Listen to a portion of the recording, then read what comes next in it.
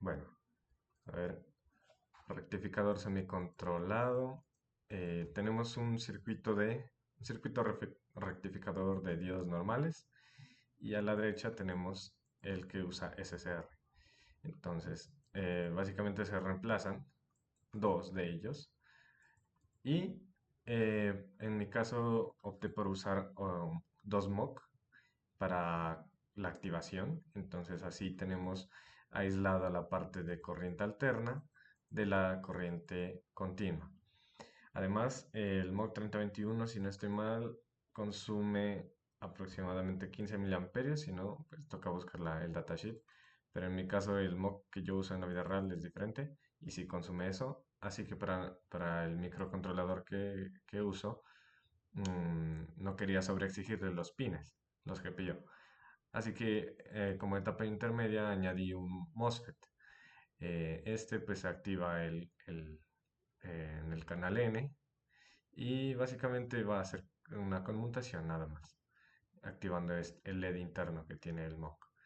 Aquí se calcula para la tensión que tiene, se calcula la resistencia. En mi caso, pues una comercial de 220 ohmios. Mm, entonces, ¿cuál es el funcionamiento? Básicamente, cuando a la puerta del MOSFET se le dé un voltaje positivo, este se va a activar, se va a cerrar y va a dejar fluir la corriente del LED. Entonces, al activarse el LED, va a activar la salida del MOC, o sea, va a ser como un circuito cerrado y va a dejar fluir la tensión entre, en este caso, la fase y va a enviarlo a la puerta del SSR. El SSR se va a activar y va a dejar fluir la energía. En el caso contrario también, en este caso siempre es entre este punto y este la tensión que debe enviarse, la corriente, para activar el SSR. La otra resistencia pues aquí se puede quitar, pero en sí es para no dejar el pin al aire. Entonces, ¿por qué? Si no se le da el pulso de activación, esto quedaría al aire, o sea, como una antena, y sería susceptible a ruido. Entonces aquí lo que hacemos es como comernos esos ruidos que puedan caer. Eh, Esto si es adicional, se puede, yo lo he probado sin el capacitor. Eh, Aquí solo lo añadí por temas de simulación, porque de quitarlo nos da unos picos súper grandes por la bobina y eso hace que la simulación falle. Y pues ya le había ajustado los parámetros de simulación y todo, pero sigue fallando, así que mejor ponerle un capacitor y ya. En el caso de aquí tenemos una bombilla de 120 voltios, una bobina y un selector para ver qué pasa cuando tiene bobina y cuando no. Algo importante de la simulación, aquí tengo la referencia, todos estos medidores, estas gráficas de acá, los toma desde este pin, por ejemplo, desde este conector que se saca aquí, eh, respecto a esta referencia. Entonces, tenemos que saber dónde ubicarla, porque si la pusiera, por ejemplo, esto en el neutro, me daría gráficas raras. Otra es esa, ¿no? El neutro de la corriente alterna en ningún momento lo estoy combinando con el GND de la corriente directa. Están aislados. Cosa que, si por alguna razón en el enchufe lo ponen al contrario o el enchufe está al revés, mal puesto, y cambian fase y neutro, pues acá no va a dar problemas, porque como está aislado, acá nunca va a llegar fase, y no les va a quemar todo. ¿Qué más? Ya. La señal de cruce por cero, en este caso utilicé un H11AA1. Entonces, básicamente este es como un 4N25, solo que tiene los diodos en antiparalelo. Así que se activa en cada ciclo y ciclo positivo y ciclo negativo. Así que es más simple de conectar. Aquí solo se pone dos resistencias limitadoras y la señal que sale. Entonces aquí tenemos un transistor y aquí ponemos una resistencia pull-up. Aquí le podemos cambiar el voltaje hasta 30 voltios si no estoy mal. Sí. Y aquí nos va a dar la señal de cruce por cero. Entonces aquí la vemos la señal. Básicamente cada vez que pasa la corriente alterna por el cruce por cero, o sea, aquí va la sinusoidal, cruce por cero, dio pico. Va para abajo, viene cruce por cero, dio pico. Ahí está. Mm, Luego tenemos los pulsos de control. Entonces, básicamente, ¿qué hacemos con esta señal? A esta señal le vamos a dar un delay, que es el control de ángulo de disparo, ¿no? Básicamente, la sinusoidal la repartimos en grados, así podemos expresarlo, sea como la red eléctrica de 60 Hz o 50 Hz, no importa, cuando lo expresamos en grados, nos va a dar, digamos que queremos 50 grados, entonces nos va a dar el mismo resultado de 60 Hz en 50, digamos. Bueno, pero en este caso, así viéndolo como en tiempo, lo que se da es un delay, si se controla con un microcontrolador, por ejemplo. Entonces, se lee la señal de pulso y la señal de disparo se le da un delay. Entonces, para un SSR decimos, tantos milisegundos, y aquí actívalo. Entonces, ¿qué va a pasar aquí? Que ese delay se va a ver así. Entonces, por ejemplo, aquí ya se le dio un delay, ¿no? Del cruce por cero, se espera y luego, ¡pa! Se activa la señal, eh, nos da la señal senoidal recortada y además ya está rectificada. Esto se ve es de 0 voltios, a ver, acá está, ¿dónde está? 0 voltios a 170. Entonces ahí podemos ver cómo ya está rectificado y cómo se está comiendo parte de la señal. ¿Cómo se va a expresar en la bombilla? Va a alumbrar más o menos. Eso es. Mm, y acá está para la simulación el cómo se hace la señal. Entonces, para el SSRTD, el SSR, me confundí, debí escribirlo diferente. Bueno, pero no importa. Aquí le ponemos, por ejemplo, el primer disparo a los 2.78 milisegundos. Aquí desactivamos esta casilla y nos habilita esta. Aquí ponemos 1 y está 15.67. Esto es fijo. Este es el valor que se puede variar. Y acá abajo es 11. Y miren, este es el mismo valor. Entonces ahí tenemos.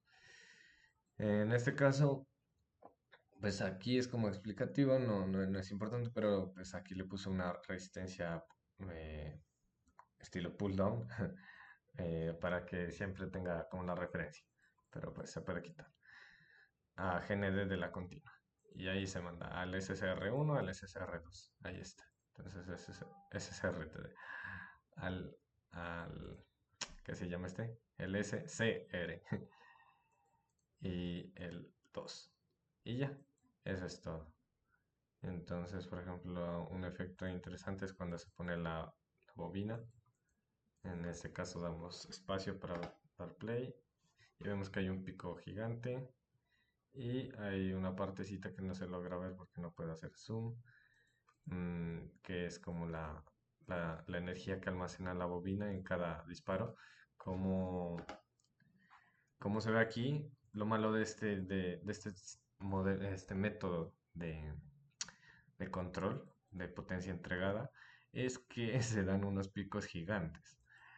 Entonces, claro, estamos sin energía y de la nada, toma, una activación casi instantánea a 170 voltios pico máximo, por ejemplo. ¿Sí me entienden? Entonces, ese golpe que se le da a la bobina, pues esa energía se libera después del golpe y es lo que nos va a dar gráficas bastante curiosas en la vida real de la tensión y corriente. Pero esa es la simulación del semicontrol. Ahora sí, para los cálculos, ¿no? Porque ¿qué se debe tener en cuenta? Por ejemplo, para el H11. Aquí está. Por ejemplo, yo he visto en internet esto, que pongan 33K, pero para hacerlo bien me leí la hoja de datos y ahí dice que, por ejemplo, el LED para activarse usa 1.2 a 1.5 voltios máximo. de forma nominal 1.2 voltios, así que usamos este valor. Y la corriente es de 5 a 20 miliamperios, entonces de nominal 10 miliamperios. Entre el colector emisor 30 voltios máximo, en mi caso yo uso 3.3. Este es el circuito equivalente, entonces tenemos dos diodos en antiparalelo y en mi caso lo necesitaba para 220 voltios, así que, pero pues reemplazando los valores es lo mismo. Bueno, aquí hice un análisis de voltajes de Kirchhoff, entonces bueno, tenemos los voltajes, luego despejé y luego obtuve esto. Entonces la resistencia necesaria para obtener valores nominales es VSP, es el voltaje pico. Como encontramos el voltaje pico es, por ejemplo, 120 voltios RMS por raíz de 2, si es una senoidal. Entonces, luego restado el voltaje del LED, que es 1.2 voltios, sobre 2 por corriente de LED, 10 miliamperios. En mi caso, otra declaración es que RA es igual a RB. Estas resistencias las vamos a poner del mismo valor para no complicarlas. En mi caso, obtuve que debo usar una resistencia de 15.4 kiloohmios. Pero como no hay ese valor exacto, yo fui a la tienda de electrónica y solo encontré de 10K.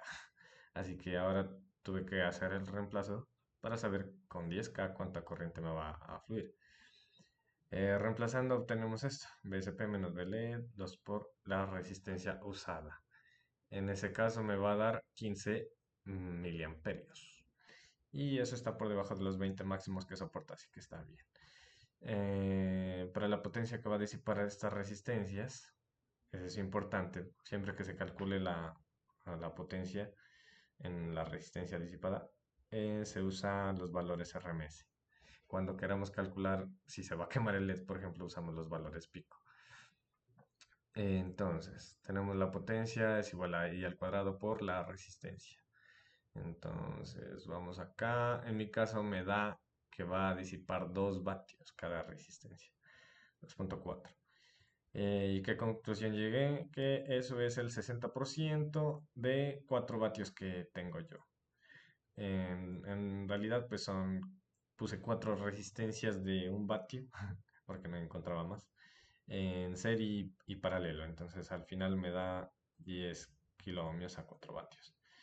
Pero la idea es de que en lo posible se use el 50% o menos de la potencia de la resistencia comercial para que no se calienten, porque pues en estos casos la resistencia es cerámica y va a generar bastante calor, que es normal.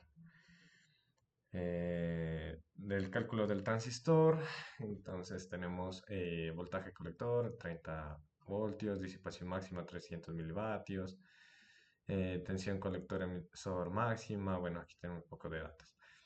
Siendo que la tensión de alimentación para mi caso es de 3.3 voltios, la corriente máxima que soporta es de, y usamos el dato de potencia máxima. Para mi caso sería 90 miliamperios, lo cual yo uso mucho menos de eso. Entonces, para una resistencia pull-up de 4.7 kiloohmios, sería reemplazando 0.7 miliamperios. Es decir, que estoy sobrado. Del ancho del pulso, que deben saber que entre mayor resistencia se use, se obtendrán unos pulsos más anchos. Por ejemplo, aquí está, a ver, aquí está 10K, ¿no? Pero digamos, si yo pusiera los 33 que decía en internet, ahí, 33, y damos play. Si se mira, llega el transistor y como no le está fluyendo la corriente necesaria como para activarse bien, nos da estos picos cada vez más anchos y pues no nos sirve. Entonces por eso, control Z, control Z, control Z. Ahí. Eso. Eso es todo del semicontrolado. Sí. Sí, me quedó pendiente lo de calcular estas resistencias. Pues yo lo he usado en la vida real con un TRIAC, pero la verdad depende todo totalmente de su SCR, ¿no? de la hoja de datos, por eso leer las hojas de datos. Yo usualmente hago esto, como ponerme explicación a mí mismo de qué es cada cosa. Acá está, por ejemplo, de un SSR que encontré. Entonces, analizar todas estas hojas de datos. Eso.